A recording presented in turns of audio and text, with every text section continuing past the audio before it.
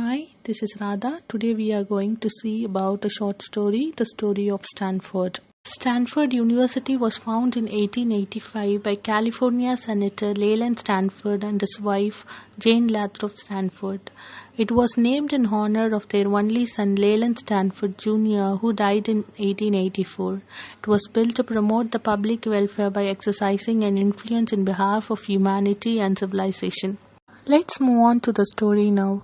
A lady in a faded gingham dress and her husband, dressed in a homespun threadbare suit, stepped off the train in Boston and walked timidly without an appointment into the Harvard University president's office.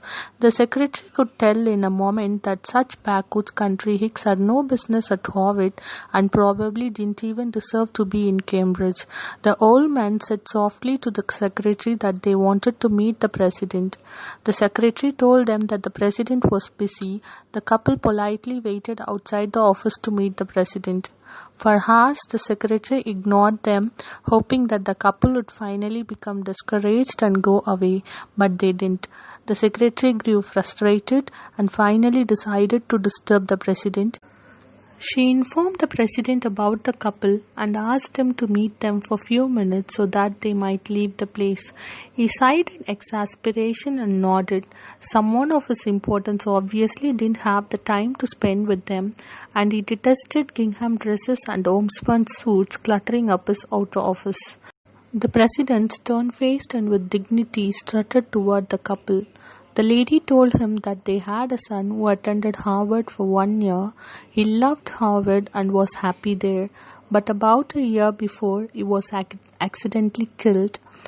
She also told him that they would like to erect a memorial to him somewhere on campus. The president wasn't touched. Instead, he was shocked. He said gruffly that they can't put up a statue for every person who attended Harvard and died. If they did so, the place would look like a cemetery. The lady quickly replied that they don't want to erect a statue for their son, but thought they would like to give a building to Harvard.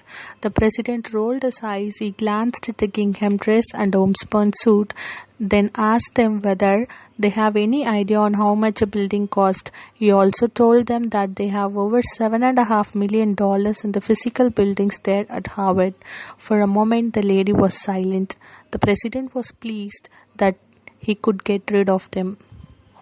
The lady turned to her husband and said quietly, "Is that all it costs to start a university? Why don't we just start our own?" Her husband nodded. The president's face wilted in confusion and bewilderment. Mr. and Mrs. Leland Stanford got up and walked away. They traveled to Palo Alto, California, where they established the university that bears their name, Stanford University, a memorial to a son that Harvard no longer cared about.